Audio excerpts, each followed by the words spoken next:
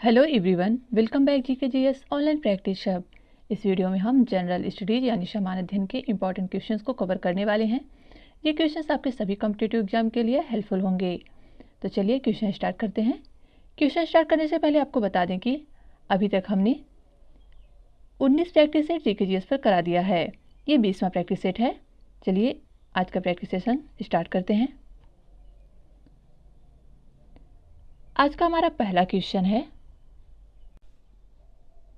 आज का पहला क्वेश्चन है, अंतर्राष्ट्रीय योग दिवस 21 जून को सर्वप्रथम किस वर्ष मनाया गया? ऑप्शंस हैं ए 2011, बी 2014, सी 2015, डी 2017।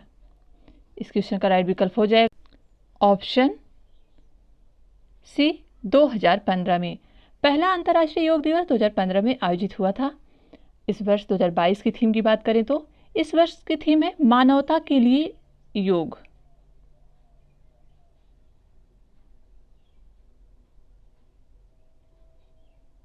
याद रखिएगा 2022 की थीम मानवता के लिए योग। यदि हम अंतर्राष्ट्रीय योग दिवस के इतिहास की बात करें तो 11 दिसंबर 2014 को संयुक्त राष्ट्र द्वारा 177 सदस्यों द्वारा 21 जून को अंतर्राष्ट्रीय योग दिवस मनाने के प्रस्ताव को मंजूरी मिली थी। इस प्रकार सर्वप्रथम 21 जून 2015 को पूरे विश्व में विश्व योग दिवस के रूप में मनाया गया। याद रखिएगा 11 दिसंबर 2014 को संयुक्त राष्ट्र के द्वारा इसे मंजूरी मिली। इसके तहत 2015 को पहली बार अंतर्राष्ट्रीय योग दिवस के रूप में मनाया गया। 2022 की थीम इस बार की है मानवता के लिए योग। चलते हैं नेक्स्ट क्वेश्चन पर। अगला क्वेश्चन है, भारत के सहयोग से निम्नलिखित में से किस देश द्वारा पंचेश्वर बांध परियोजना का विकास किया जाएगा? ऑप्शंस देख लेते हैं। ए नेपाल, बी भूटान, सी म्यांमार, डी बांग्लादेश। इस क्वेश्चन का सही विकल्प है ऑप्शन ए नेपाल। उत्तराखंड और नेपाल के बीच शारदा नदी पर 40,000 करोड़ की लागत पर पंचेश्वर बांध परियोजना का निर्माण प्रस्तावित है और इस बात में कुल खर्च जो आएगा वो है 40,000 रुपये करोड़ 40,000 करोड़ रुपए।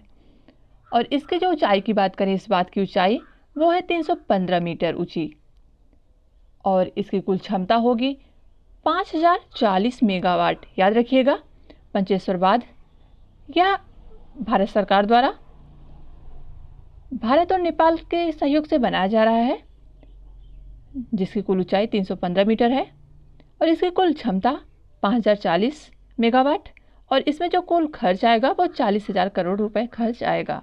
चलते हैं नेक्स्ट क्वेश्चन पर। अगला क्वेश्चन है, मिनीमाता अभिसमय निम्नलिखित में से किससे संबंधित है? ऑप्शन देख लेते हैं। ए कार्बन प्रदूषण, बी नाइट्रोजन प्रदूषण, सी पारा या मरकरी प्रदूषण, डी ओजोन प्रदूषण। सही विकल्प हो जाएगा ऑप्शन सी पारा यानी मरकरी से मिनीमाता रोग होता है। पारा की अधिकता से मिनीमाता डिसीज होता है। चलते हैं नेक्स्ट क्वेश्चन पर। अगला क्वेश्चन है, भारत के राज्यों का निम्नलिखित में से कौन सा एक युग्म सबसे पूर्वी और सबसे पश्चिमी राज्य को इंगित करता है? इसका सही विकल्प होगा ऑप्शन सी अरुणाचल प्रदेश।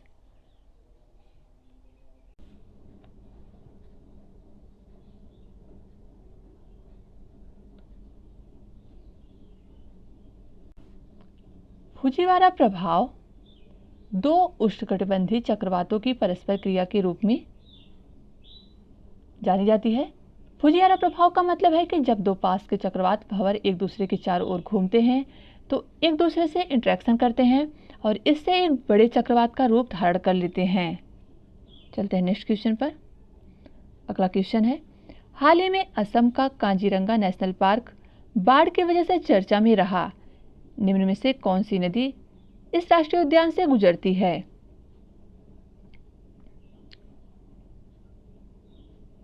सही विकल्प हो जाएगा ऑप्शन डी दिफ्लू नदी। काजीरंगा नेशनल पार्क असम में स्थित है और यह एक सींग के गैंडों के लिए प्रसिद्ध है और इसे यानी काजीरंगा नेशनल पार्क को 1985 में विश्व धरोहर में शामिल किया गया था। चलते हैं नेक्स्ट क्वेश्चन पर। पेंसिल पोर्टल निम्नलिखित में से किस मंत्रालय के तहत एक पहल है? ऑप्शंस देख लेते हैं पहले। ए महिला एवं बाल विकास मंत्रालय, बी सामाजिक न्याय और अधिकारिता मंत्रालय, सी शिक्षा मंत्रालय, डी श्रम एवं रोजगार मंत्रालय। सही विकल्प हो जाएगा ऑप्शन डी, श्रम एवं रोजगार मंत्रालय के तहत पेंसिल पोर्टल लॉन्च किया गया है।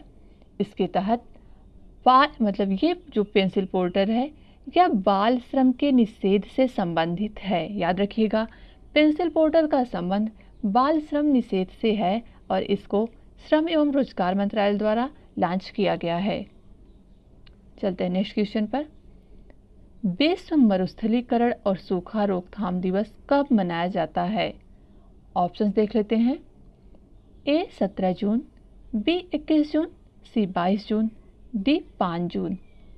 सही विकल्प हो जाएगा ऑप्शन ए, 17 जून को विश्व मरुस्थलीकरण और सूखा रोकथाम दिवस के रूप में मनाया जाता है। 2022 की थीम की बात करें तो एक साथ सूखे से निपटारा रखा गया था।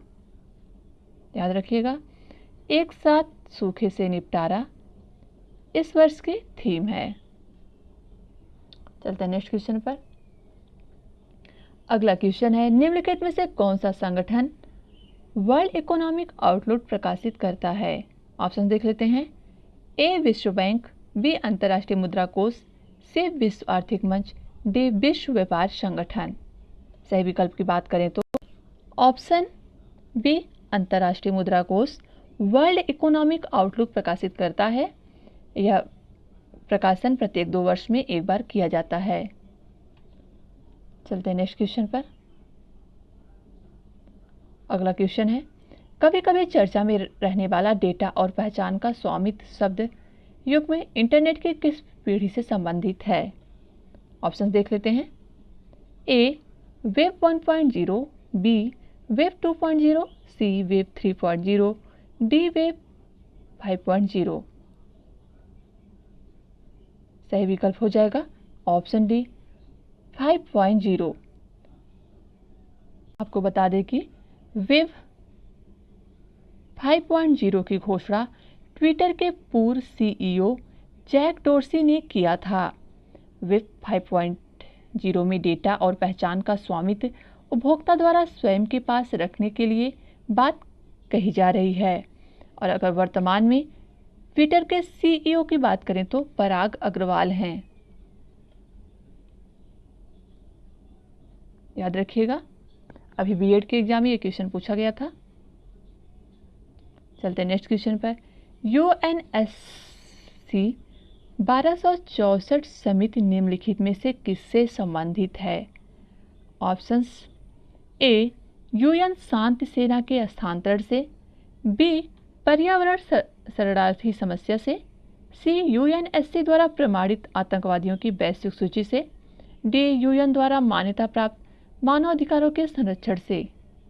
सही विकल्प हो जाएगा ऑप्शन सी, यूएनएससी द्वारा प्रमाणित आतंकवादियों की वैश्विक सूची से संबंधित है यूएनएससी 1267 और इसमें जो भारत स्थापित हुआ 1999 में इस संगठन में।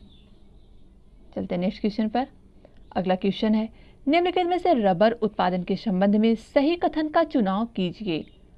ऑप्शन चलिए देखते हैं पहले। ए भारत उत्पादक देशों में रबर उत्पादक देशों में भारत विश्व में प्रथम स्थान पर है। ये तो गलत है, क्योंकि भारत रबर के उत्पादन और उपभोक्ता में चौथे स्थान पर है। याद रखिएगा, इसका 4th प्लेस है। बी ऑप्शन देखते हैं, हमें सही कथन को चयन करना है। बी है भारत रबर उत्पादक राज्यों में केरल प्रथम स्थान पर है। ये बिल्कुल सही है।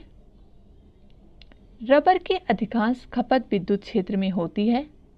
ये भी गलत है, क्योंकि रबर की जो अधिकांश खपत है वो परिवहन क्षेत्र में होती है, जैसे कि ट्यूब बनाने में, टायर बनाने में, इसमें हम रबर का प्रयोग करते हैं।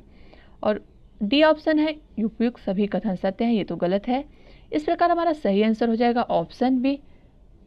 भारत के रबर उत्पादक राज्यों में केरल प्रथम स्थान पर है। यदि आपसे पूछे कि विश्व में प्रथम स्थान पे रबर उत्पादक में कौन सा देश है, तो याद रखिएगा थाईलैंड, और भारत की स्थिति है चौथे स्थान पर। चलते हैं नेक्स्ट क्वेश्चन पर। अगला क्वेश्चन है, निम्नलिखित में से कौन सा एक भारत के सबसे पूर्व में स्थित राष्ट्रीय उद्यान है? ऑप्शंस देख लेते हैं पहले हम। ए नामदफा राष्ट्रीय उद्यान, बी मानस राष्ट्रीय उद्यान, सी कंचनजंगा राष्ट्रीय उद्यान, डी रायमोना राष्ट्रीय उद्यान। सही विकल्प हो जाएगा ऑप्शन ए नामदफा राष्ट्रीय उद्यान, जो कि अरुणाचल प्रदेश में स्थित है और इसे पूर्वी हिमालय की जैव विविधता का हॉटस्पॉट माना जाता है। और अन्य ऑप्शंस देख लेते हैं। मानस राष्ट्रीय उद्यान और रायमोना राष्ट्रीय उद्यान दोनों कहाँ स्थित है? असम में, याद रखिएगा। और कंचनजंगा राष्ट्रीय उद्यान ये सिक्किम में है।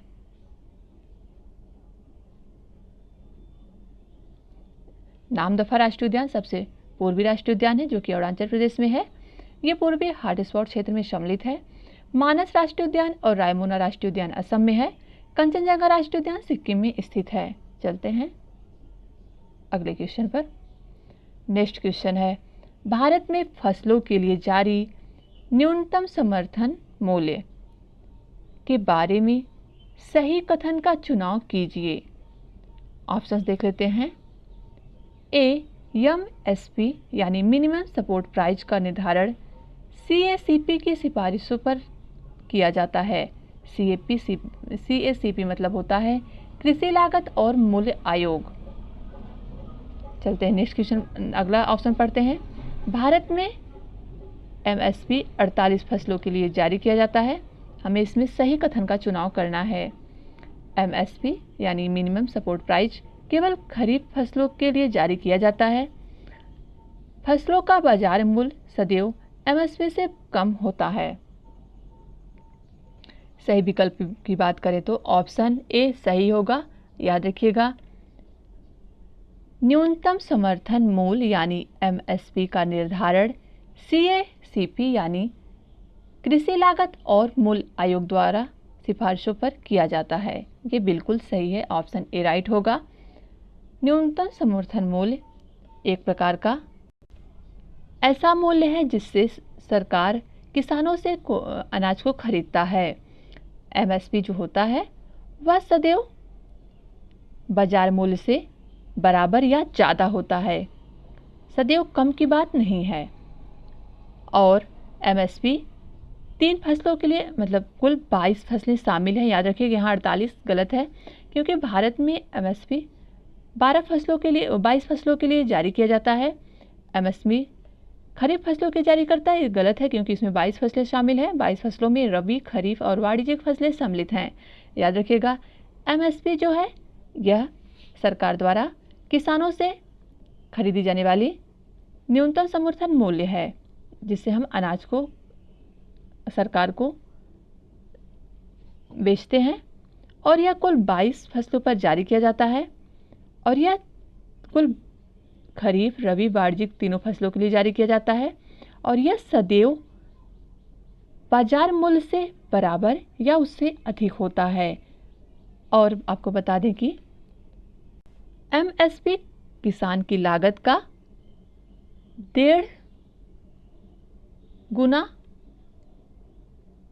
से लेकर 2 गुना तक होता है। याद रखिएगा, जिस किसान ने अपने अनाज में जितना भी व्यय किया है, एमएसपी उसका 1.5 से 2 गुना तक होता है। चलते हैं नेक्स्ट क्वेश्चन पर। अगला क्वेश्चन है, निम्नलिखित में से किस दिवस पर विश्व वर्षा वन दिवस का आयोजन किया जाता है? ऑप्शंस देख लेते हैं। ए 17 जून, बी 22 जून, सी 13 जून, डी 23 जून। सही विकल्प हो जाएगा ऑप्शन बी 22 जून 2017 से रेन फॉरेस्ट पार्टनरशिप द्वारा विश्व वर्षा वन दिवस शुरू किया गया। यानी 22 जून 2017 से विश्व वर्षा वन दिवस मनाने की घोषणा की गई थी। इसका आयोजन वनों की रक्षा करना तथा वनों के लिए लोगों में जागरूकता फैलाने के लिए किया जाता है। चलते हैं नेक्स्ट क्वेश्चन पर। हाल ही में राष्ट्रपति चुनाव की उम्मीदवार बनी द्रौपदी मुर्मू किस राज्य की राज्यपाल रह चुकी हैं? ऑप्शन देख लेते हैं। ए झारखंड, बी तेलंगाना, सी आंध्र प्रदेश, डी उड़ीसा।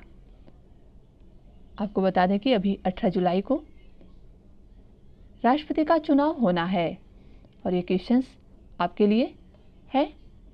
इस क्वेश्चन का आंसर आप हमें कमेंट बॉक्स में दीजिएगा और हमें ज़रूर बताइए कि आपको हमारे द्वारा ये कराया गया प्रैक्टिस सेट कैसा लगा, आपके लिए कितना हेल्पफुल है। और हमसे जुड़े रहने के लिए हमारे चैनल AS Study 2.0 यानी ऑनलाइन प्रैक्टिस सबको लाइक, सब्सक्राइब और फ्रेंडों में शेयर ज़रूर करें। वीडियो देखने के लिए आपका धन्यवाद।